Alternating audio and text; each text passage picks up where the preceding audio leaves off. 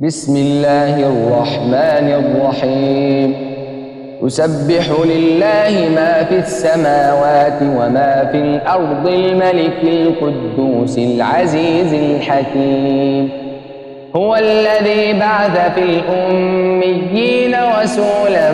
منهم يتلو عليهم آياته ويزكيهم ويعلمهم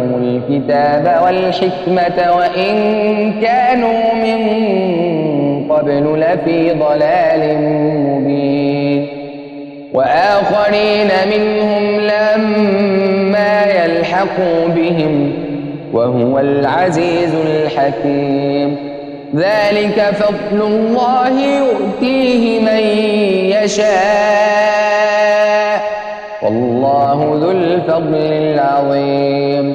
وآخرين منهم لما يلحقوا بهم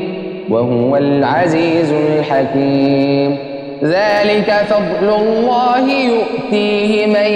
يشاء والله ذو الفضل العظيم مثل الذين حملوا التوراة ثم لم يحملوها كمثل الحمار يحمل أسفارا بئس مثل القوم الذين كذبوا بآيات الله والله لا يهدي القوم الظالمين قل يا أيها الذين هادوا إن زعمتم أنكم أولياء لله من دون الناس فتمنوا الموت إن كنتم صادقين ولا يتمنونه أبدا بما قدمت أيديهم والله عليم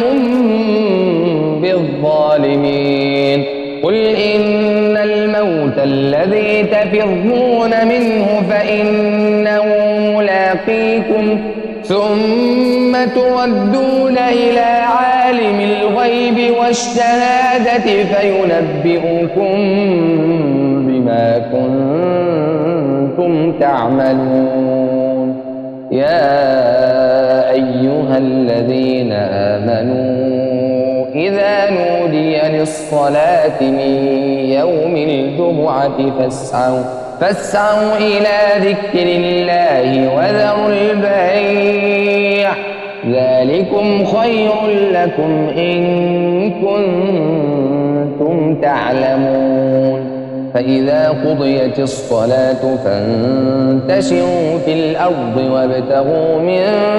فضل الله واذكروا الله كثيرا لعلكم تفلحون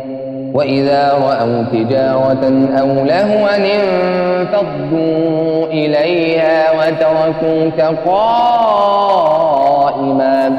قل ما عند الله خير من اللهو ومن التجارة